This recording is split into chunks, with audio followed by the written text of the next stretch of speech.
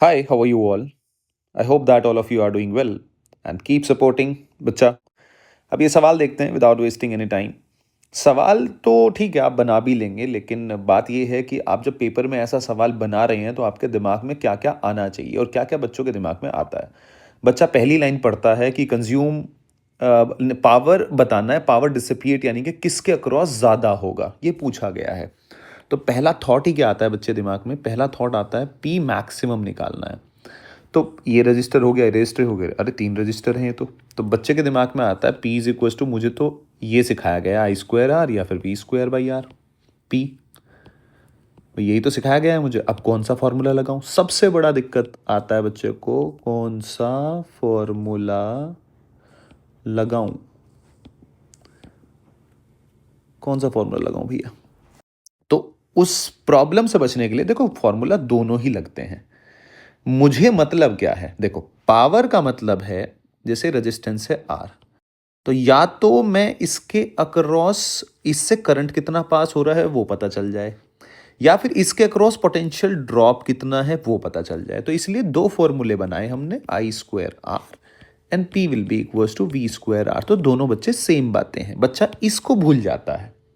ठीक है, तो पहली बात, तो या तो मैं हर रजिस्टर से करंट निकाल लूं या मैं हर रजिस्टर के अक्रॉस पोटेंशियल ड्रॉप निकाल लूं, तो मुझे पावर पता चल जाएगा। अब देखो, ऐसे सवाल में हमेशा आपको पोटेंशियल डिवीजन करना है, डिवाइड करना है।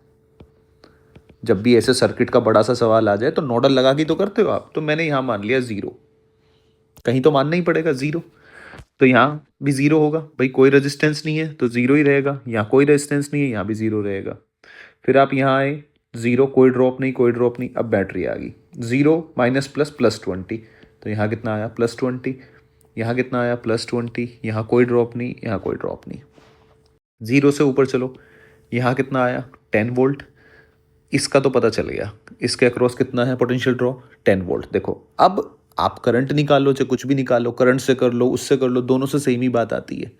लेकिन वी स्क्वायर बाई आर सीधा लगा लूंगा ना, झंझट में क्यों घुसना भाई। ये लगा के आई के लिए क्या लिखोगे आप, अलग अलग आई डेल्टा वी बाई आर निकालोगे फिर यहां रखोगे, अरे सीधा ही वी स्क्वायर बाई आर रख लेना, क्यों टेंशन ले रहा है। जीरो, अब देखो ये नोडल हमेशा ऐसे, ये रेजिस्टेंस मुझे नहीं पता कितना करंट है क्या है, लेकिन मैं यहां से आ सकता हूं, अगर आप देखो यहां से 20 20 - 5 ये हो गया 15, फिर 20 - 8 ये हो गया तुम्हारा 12।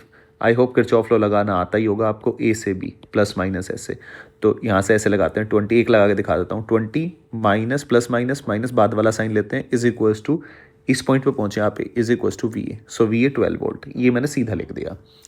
इसके अक्रॉस 12 आ गया, अब पी 2 ओम के across V square by R यानी कि 100/2, कितना आया जी 50, कितना आया 50 वॉट। फिर P 3 ohm 15 15 225/3, V square by R है ना, 3 7 × 21 5 यानी कि 75 वॉट। फिर पी 4 के बारे में बात कर लेते हैं, पी 4 बोले तो कितना आ गया, 12 का स्क्वायर 144 डिवाइड बाई 4, 3 कितना हो गया 12 2 4 6 36 वोट। किसके अक्रॉस ज़्यादा आ रहा है, 3 ओम वाले के, option 2 will be the correct answer. पर सवाल के अंदर ये सबसे इंपॉर्टेंट बात है बच्चे। आई होप कि आपको समझ में आया होगा, and keep sharing with your friends